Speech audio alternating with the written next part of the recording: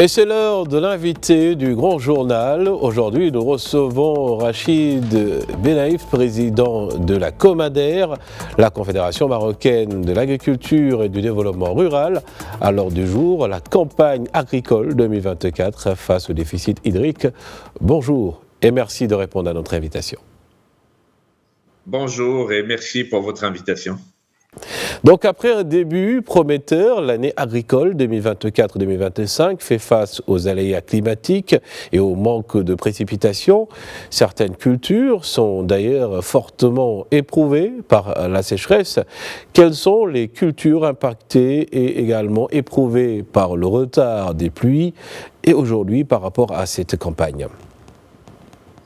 Effectivement, on a démarré sur de bons auspices. La première au démarrage vers fin octobre, on avait des pluies qui ont encouragé les agriculteurs à commencer à semer, on laver leurs terres. Le démarrage était bien. Et c'était juste un petit passage de pluie et après, il n'y avait plus rien. C'est du sec depuis ce temps-là. Donc, toutes les cultures souffrent. Il y a, en premier lieu, ce sont des cultures de printemps, de l'hiver, les cultures, soit les céréales ou les fourrages ou les légumineuses de l'hiver. Donc, c'est eux qui souffrent pour l'instant. Il n'y a pas de pluie. Il y a et en même temps, il y a aussi un problème de pâturage. Donc, il n'y a pas d'herbe. L'élevage aussi va souffrir. Plus que ça, c'est l'arboriculture, par exemple l'olivier il a besoin de pluie en cette période-là pour la prochaine saison. Donc c'est toutes les cultures, comme vous savez, une plante, c'est un être vivant, il a besoin d'eau, donc il a besoin d'avoir de l'eau pour se nourrir et pour démarrer. Donc là, malheureusement, on est en phase où il n'y a pas grand-chose. Après un début donc d'année agricole qui a ravivé les espoirs, comme vous venez de le dire, peut-on quand même dire que l'horizon est plus sombre aujourd'hui ? Bon, on peut pas c'est vrai qu'il est sombre, c'est vrai, parce que quand même on arrive après 6 années de sécheresse. C'est déjà très très mal. L'agriculteur est déjà dans une très mauvaise situation psychologique et financière. Donc il y a déjà ça. Et maintenant on démarre. Il est en train, il voit pas le bout du tunnel. Il démarre sur une année très difficile. Donc c'est ça qu'on rend un petit peu psychiquement c'est très difficile de supporter ce démarrage très difficile. Maintenant, bon, il n'y a rien de perdu, c'est juste un démarrage. Il y a quelques cultures, quelques endroits où si on peut dire que c'est déjà trop tard, pratiquement, mais les autres 90%, il y a toujours un potentiel, on espère avoir de l'eau.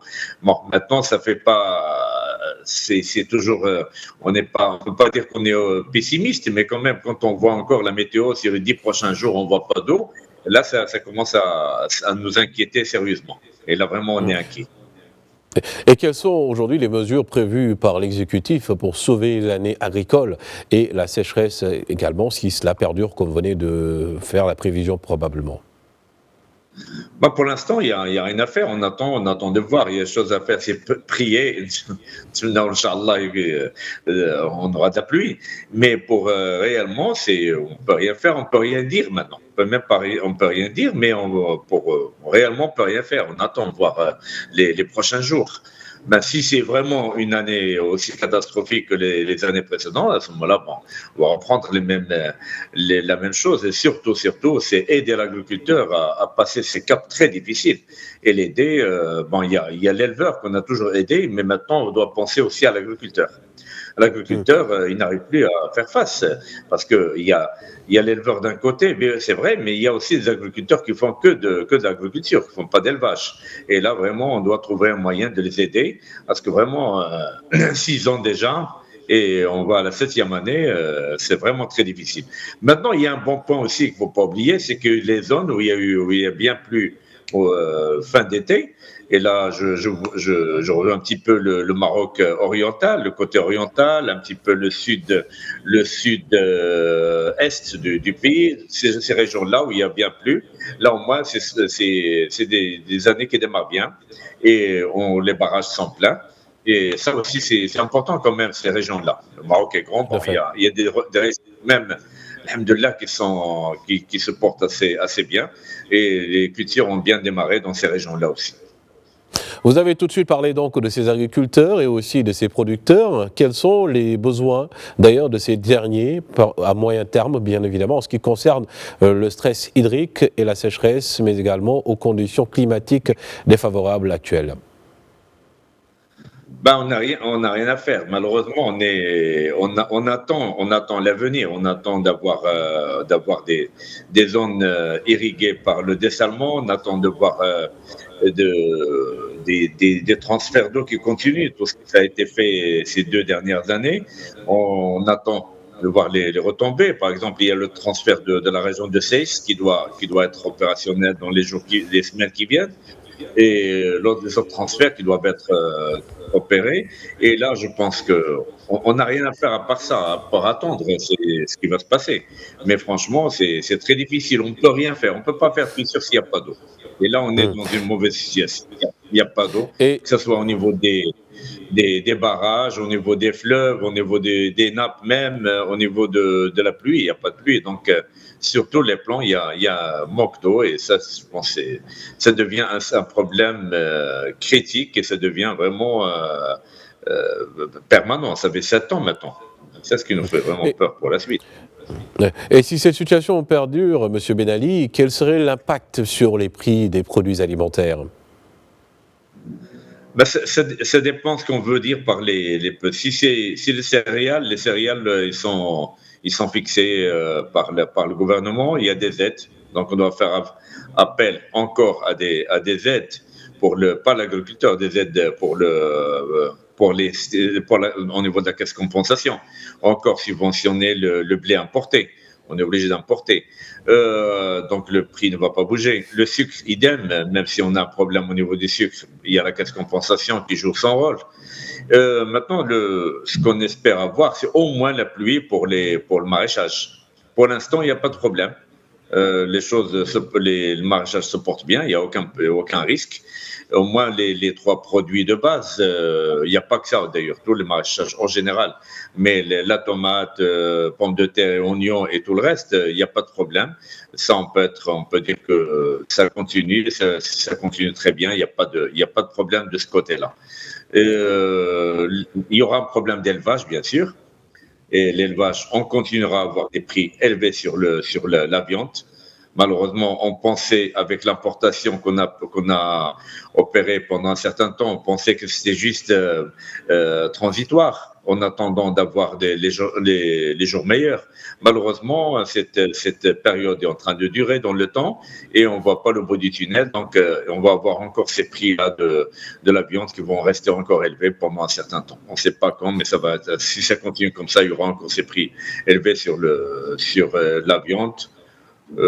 C'est le seul produit réellement qui va être mis. Sinon, la disponibilité, il y aura toujours de la disponibilité. Il y a encore des bassins qui produisent, alhamdoulilah, et ça continue. Bon, pour le consommateur, il doit être tranquillisé. Il n'y a pas de problème pour le consommateur réellement. Et par rapport à cette campagne 2024-2025, y a-t-il des soutiens financiers ou techniques proposés aux agriculteurs pour faire face aux pertes pour le moment? Ben le soutien technique, il est en permanence. Nous avons des structures qui font ça à longueur d'année et tout le temps, par tous les temps. Donc, ça dépend ce qu'on a besoin de techniques, des évolutions par rapport ça dépend de la campagne, comment elle va être. Est-ce que ça va être une mauvaise campagne ou bonne campagne? Mais en tout cas, il y a toujours ça. Mais un soutien financier, pour l'instant, c'est rien de prévu parce qu'il n'y a pas réellement, jusqu'à présent, il n'y a pas de problème. Il n'y a pas de dégâts. Donc, on ne peut pas dire qu'il n'y a pas de soutien ou il n'y aura pas de soutien. Mais pour l'instant, c'est stable. Le problème qui va se poser, c'est la situation financière de l'agriculteur. L'agriculteur, il a la première année, la deuxième année, il a emprunté du crédit agricole ou d'autres moyens qu'il a pu dépanner. Mais après, bon, quand il n'avait plus le moyen d'avoir des financements, il s'est rabattu sur son cheptel. Il a commencé à vendre son cheptel pour faire face à ses besoins quotidiens. Et là, maintenant, qu'est-ce qu'il va faire?